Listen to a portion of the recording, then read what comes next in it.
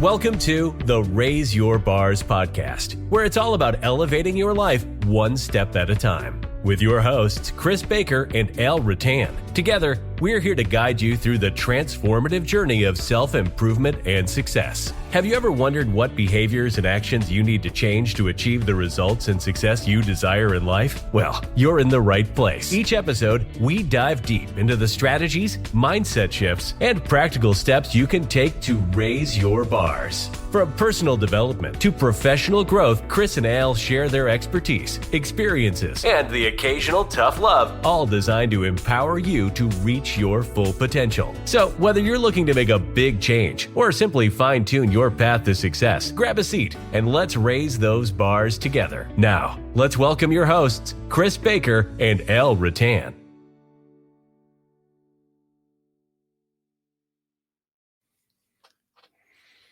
Well, hello, everyone. Welcome back to yet another edition of the Raise Your Bars podcast. It's Al Rattan here with my good friend Chris Baker. Chris, is actually we had a break last week because you were in sunny California.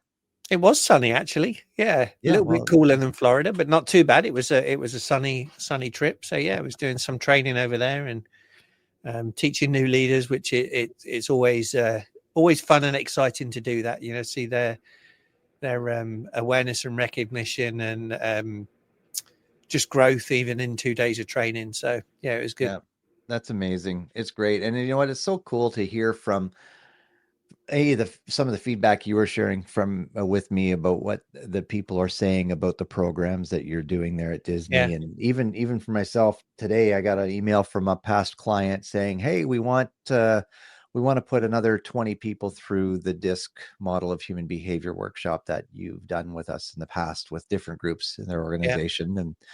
And they got about 20 people on the sales side of the business that they want to put through that in February. So I'm like, oh, perfect. I love that. You know, so it's always great to get those calls from past clients and saying, hey, we want to hire you again. It makes me feel like maybe I did something right. Sure you did. So, hey, Chris, something interesting happened in the US last week. I certainly did. Yes. Yeah. And we aren't gonna talk necessarily politics here tonight. We're gonna take a little break from going deep dive into Chris's book, and just talk about some of the stuff that went on last week. And we're not going to talk politics specifically. We're not going to talk one political party versus another political party specifically. We're going to talk in broader terms.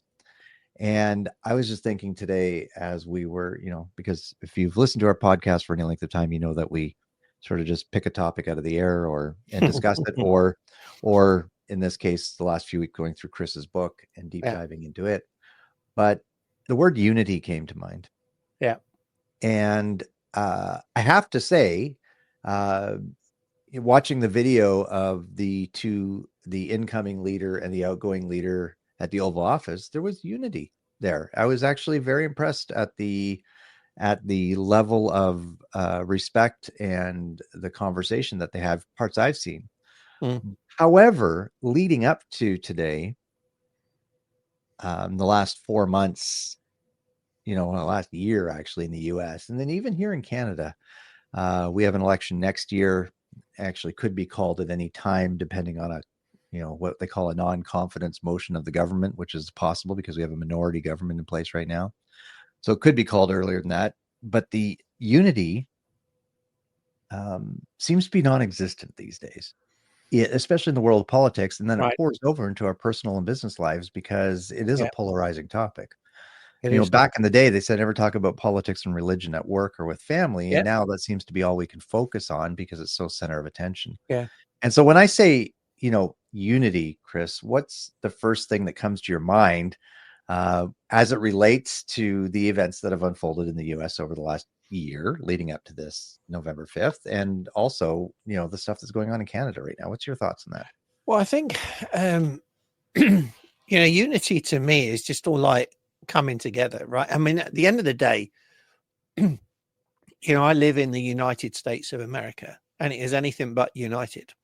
And unity doesn't mean that we all have to agree on everything. At the end of the day, we live in a country with free speech. We live in a democracy where we are allowed and expected to vote for what we believe is right and wrong. But unity should be then the acceptance of the majority decision and pulling together for the good of mankind to make life better. Mm-hmm. And I don't know if I'm just like naive or simplistic or whatever, but that's what it means to me, right? We're one. Yeah, I agree with you wholeheartedly. It used to be, and I mean, honestly, I still have a few friends like this where you could disagree on a political viewpoint and still get along, and we just choose not to talk about that. Or if we do talk about that, we share our opinions and go, okay, great, thank you for sharing that with me, and then we move on. Yeah. However, now it's become such a polarizing aspect or part of our culture that it is really dividing nations and dividing families. Some of the things I've seen, and whether you're Democrat or Republican or Canada here, conservative or liberal, I mean, if the opposite party wins, okay, let's move on, right? But to hear people like breaking up with partners because they voted for the other guy, or shaving their head because somebody got in versus somebody else that didn't get in.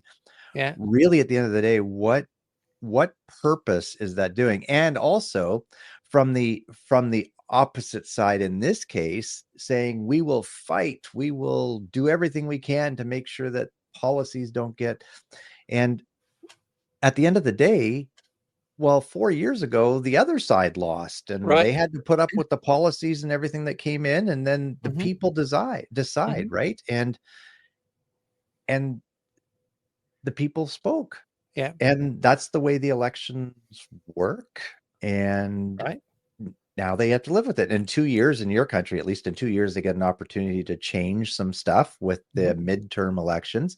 In Canada, that doesn't happen. It's every 4 years. We have the government we have every 4 years, unless they're a minority government and the other political parties team up to topple them. And then we call another election and do it all over again. Yeah. But I mean, it's sad to me. And it actually breaks my heart, honestly, to see a civilized society. We'll use that term civilized loosely in this case, a civilized society choosing the side so strongly that if you're on the other side, you're evil, you are, retarded, you are, deficient in some way because you believe those other values. But again, in this case, I mean, 74 million people voted for the person that got in, and the other person got 69 million votes. What are you going to do? I know. 74 million people wanted it. Well, and here's the thing, and this is not an American, a Canadian. No, I saw this in England, right? It's been the same since as long as I can remember. And there's two things that fuel it, right? One, the politicians, instead of standing up and saying, this is what I believe in, this is what I'm going to do, vote for me because I'm going to make this. What they tend to do is to say, don't vote for Al because he's like terrible, he's a liar, he doesn't know what he's talking about, he's doing this. So they're always like propaganda against the other side. And both sides are the same. Right. I'm not coming down on one side or the other with both are the same. And then the other thing that you've got that really fuels it is the media. And the media is disgusting. Right. And I know we're maybe being a bit on more both controversial. Sides. Yeah, absolutely. On both sides. And what they do is they'll take a video, right? They'll take a speech or something. And what they'll do is they'll take a clip out of it and they'll take it all out of context because they'll remove a part that would put a greater context on it. And they just play the bit that they can then say, look at this hatred, look at this disgust, look at this poor behavior. But both sides are doing it. And then you have some totally biased TV shows that just, again, incite hatred. And I don't know how these are allowed to be on the TV. because, like, you know, There, YouTube and Facebook or whatever may well like take us off for saying things like this, right? But right. they'll allow these shows on the TV. Yeah. Well, there used to be a broadcast code of ethics back in the Yeah. day, and we still have that in Canada, but those ethics have been blurred. Yeah, The watered down. lines have Yeah, been blurred, yeah, or definitely we're raise your bars. We want to raise our bars and yeah, be above and beyond and rise above this, but they've definitely lowered the bar in a lot yeah. of cases for what's acceptable nowadays versus in the past. But you have to think, folks, when there's unity, great things can happen. And Exactly. I was just doing a little bit of research, unity in politics beforehand, Googling some things. And just an example, here's a pretty good example of some bipartisan efforts that affected real change within the US and Canada, and that's civil rights. Mm-hmm. Right? Without both sides coming together, setting their differences aside and saying, you know what, the race shouldn't matter, gender shouldn't matter. Some great things have happened because of that. But when there's this disunity and there's this constant fighting, I'm surprised we get anything done in government, Yeah. honestly. Like, really, in all of North America, I'm sorry. There's so Yeah. much infighting and arguing, and they act like children. And quite frankly, Chris, and we talked about this before I came on, most government officials, if they worked for me, they would be fired for behavioral performance issues. Yep. Because there's no way I would allow my employees to talk to each other the way that government officials talk to each other. Exactly. And under, in my company, they would be in front of the employee relations and human resources for harassment, right? Yeah, Harassment and exactly. bullying. And so why is it allowed in politics, and why do the media fuel and basically incite that hatred in the public, right? And I know I shared with you last week that I responded to is actually a Facebook post from the president of PAC Council, where it was a positive post, right? And again, it was talking about unity, and I was basically saying, yes, I agree with it, right? Whatever happens, whoever you voted for, we've got what we've got. Yeah. Let's pull together and get on. And I got two people particularly from our Maxwell community being really hatred with their responses to me, and one of them calling me a traitor and accusing me of treason because I was talking about unity. How on earth is that right? And this is the way that people are living. I heard again a story the other day. You talked about families, but I heard a story where an elderly lady, her son has said, "You can't come and see me anymore because of the way you voted. I can't even talk to you." And that lady was with her son a few weeks before the election, looking after the baby, the grandbaby. Yeah. Right. Yeah. How can that be? How can people do that and cut people off, Al? That's, it's not humane. It's ridiculous. It's not. And I think that's the part of the problem is we've stopped looking at human beings. And you know what? What's the golden rule and the platinum rule, right? Yeah. And I don't think we are doing unto others how we'd want ourselves to be treated very well these days. And you're right. It is sad and it is heartbreaking. But I mean, so what are some of the things that we can do? So I got a few things here, a list, Chris, if I may. Okay. Yeah, some things that we can do to foster unity. And I think the first thing, before even I get to my list, is, well, actually, it's on my list. Be open-minded. Yeah. Be open-minded. Yeah. And if we, saying, hey, okay, I can respect your viewpoint. I don't necessarily need to agree with it or even celebrate it, but I can respect you as a fellow human being who bleeds the same color as I bleed, who has a heart pumping in their chest, who has a family or a spouse or children and parents and a puppy and everybody else, who owns the house, who goes to work every day to work hard and earn a living and support their family. I can respect you as a fellow human being to say, I appreciate and I value your opinion. I may not agree. May not celebrate, but I appreciate you as a fellow human being. And we've lost that as society. If you don't agree with me, you're against me and you're evil. And that's basically what we've been told to think. And that's how people are now reacting to others. And it's sad and it's tragic. Yeah. John wrote the book High Road Leadership. Now, here's a true story, folks. So John Maxwell, Kristen, my mentor, he wrote a book called High Road Leadership. And he actually put another book he was writing on pause to write this book to try to get it out in front of the US election, because he knew that it was going to be divisive. Mm-hmm. And high road leaders do not practice disunity or divisiveness.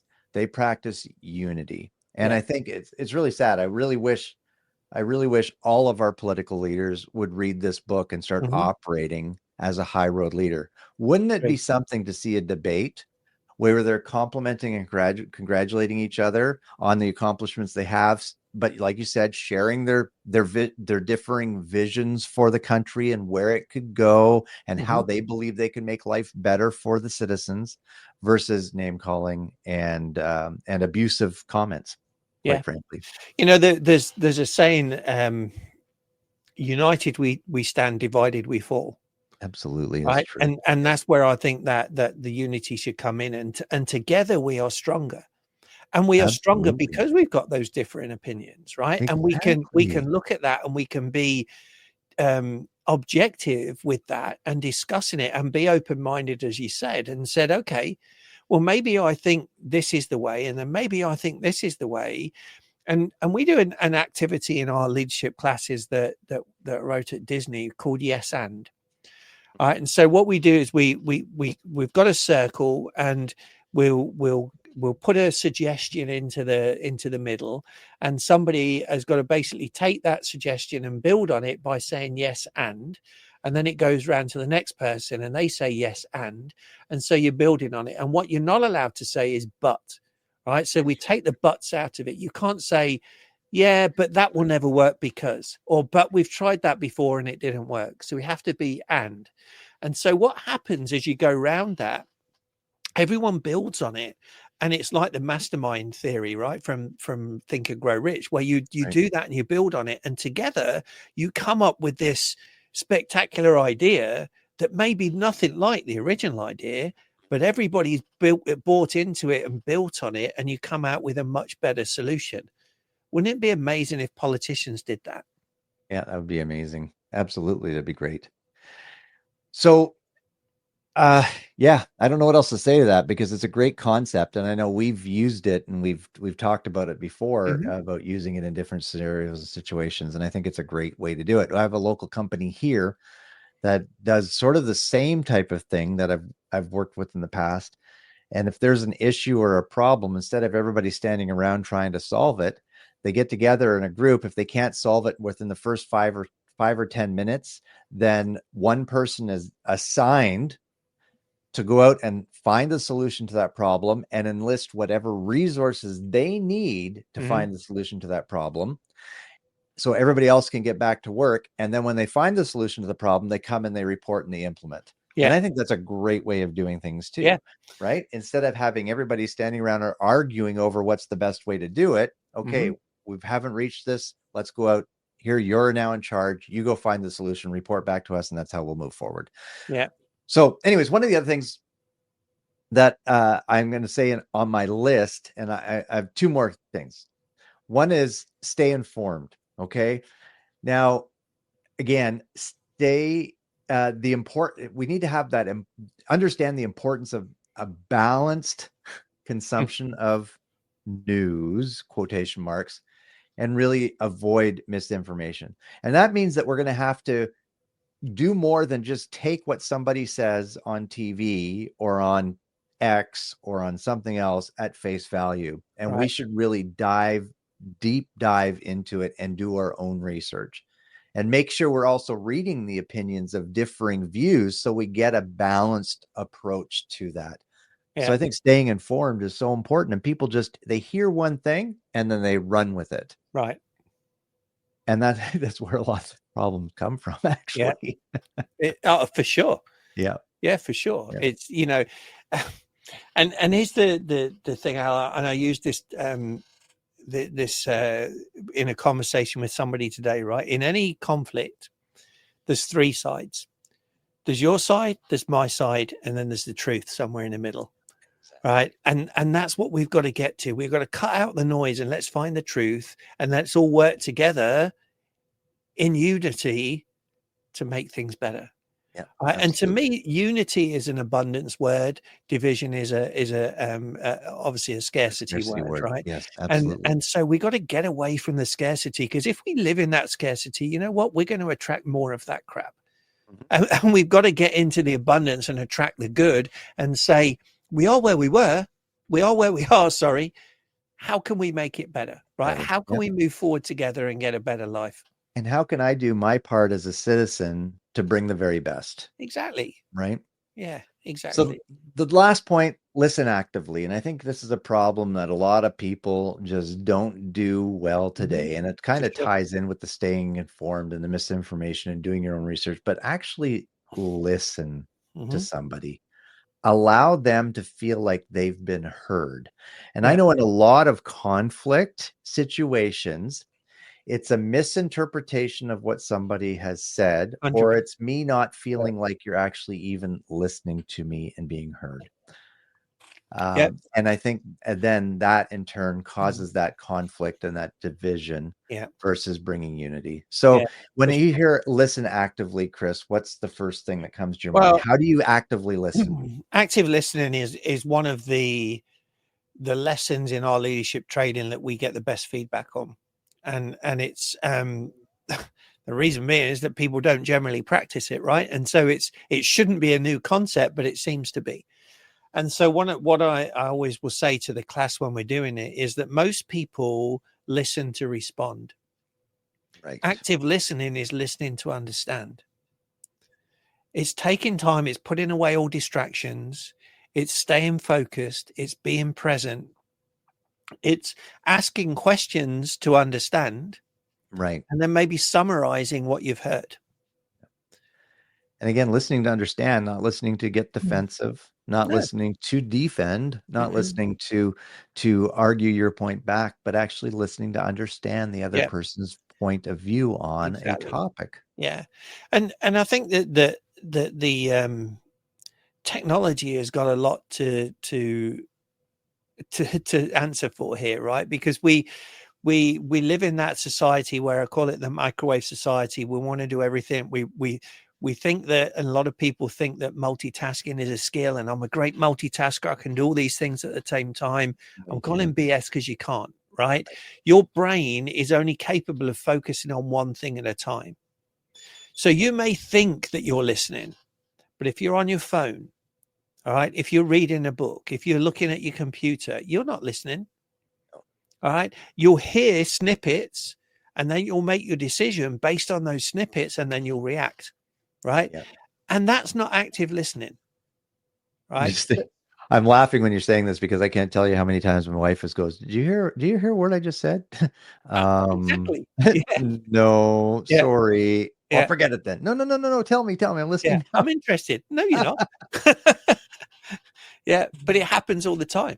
Yeah. It happens at work. It happens in families, you know, and I've not always been a good active listener. And sometimes now I catch myself where I'm in the middle of something, someone's talking and I don't quite get it. And I have to go, okay, stop. Yeah, right. When I've one-on-one conversations with people, I'll turn away from my computer. I'll turn my computer off or put my phone down. In fact, my one-on-one conversations now with members on my team, we go outside in the car park or we walk around the car park. We haven't got our phone. We haven't got our computers. There's nothing around. We can just talk and we can listen.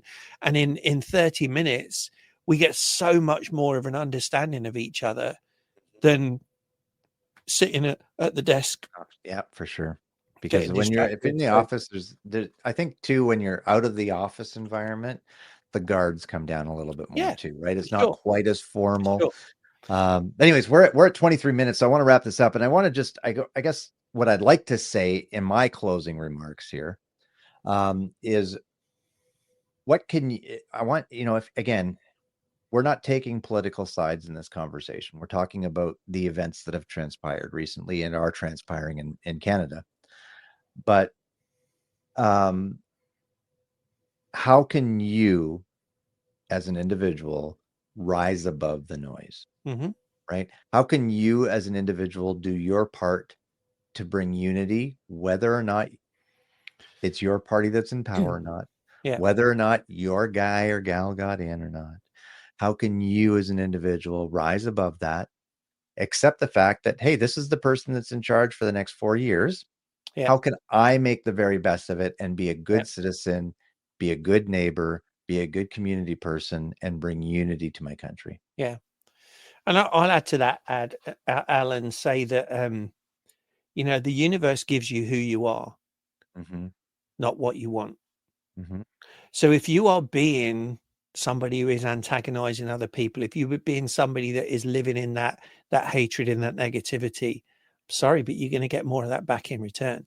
Yeah, so it is time for you to raise your bars, right? And that is your behaviors and your actions directly equal your level of results and success. absolutely. So be honest with yourself. And if your behaviors and actions are things that, if you saw that in somebody else, you wouldn't be proud of them, don't be proud of yourself, because your results and success are going to be lower than you want.